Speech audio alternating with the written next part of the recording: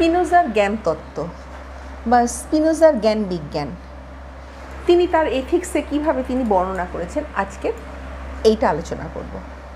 জ্ঞানতত্ত্ব ও বিজ্ঞান তার সামগ্রিক দর্শনের অর্থাৎ তার প্রধান গ্রন্থ যে এথিক্স ছিল এর একটা গুরুত্বপূর্ণ অংশ।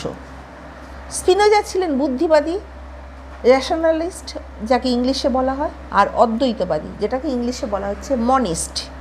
তিনি এই প্রকারের দার্শনিক ছিলেন, অর্থাৎ তিনি র্যাশনালিস্ট এবং মনিস্ট দার্শনিক ছিলেন। তিনি জ্যামিতিক পদ্ধতিতে, অর্থাৎ যেটাকে ইংলিশে বলা হয় জিওমেট্রিক্যাল মেথড, তিনি এই পদ্ধতির সাহায্যে তিনি সব কিছুর ব্যাখ্যা করার চেষ্টা করেছিলেন। ডেকার্তের স্পষ্ট ও স্বতন্ত্র ধারণা থেকে যৌক্তিক পদ্ধতির মাধ্যমে সত্য উপলব্ধির ব্যবস্থা নিয়েছিলেন। তিনি ডেকার্তের দ্বারা ভীষণভাবে তিনি প্রভাবিত হয়েছিলেন। জ্ঞানের স্বরূপ এবং প্রকারভেদ, স্পিনোজা 3 প্রকার জ্ঞানের কথা বলেছেন। প্রথম প্রকার জ্ঞান যেটাকে ইমাজিনেশন বা ওপিনিয়ন, কল্পনা, যেটা আমার প্রথম স্তর, তিনি জ্ঞানের 3টি স্তর বলেছেন এবং এইটা হচ্ছে যেটা ইমাজিনেশন বা ওপিনিয়ন, এটা হচ্ছে প্রথম স্তর। এটা জ্ঞানের সর্বনিম্ন স্তর, এটাকে তিনি বলছেন। এই জ্ঞান আসে ইন্দ্রিয় অভিজ্ঞতা অর্থাৎ সেন্স এক্সপিরিয়েন্স থেকে এই সর্বনিম্ন জ্ঞানটা আসে, এবং আকস্মিক অভিজ্ঞতা যেটাকে বলা হচ্ছে ক্যাজুয়াল এক্সপিরিয়েন্স বা শ্রবণ থেকে।